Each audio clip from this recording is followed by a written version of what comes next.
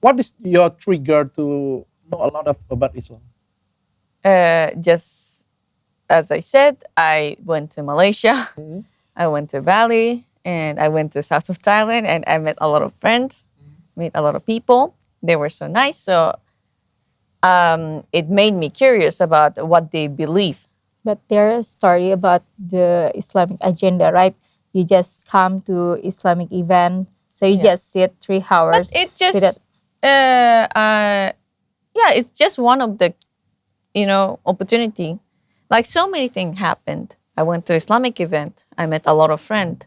I met, like I know about Quran and, step by step. It's not like one thing changed my life.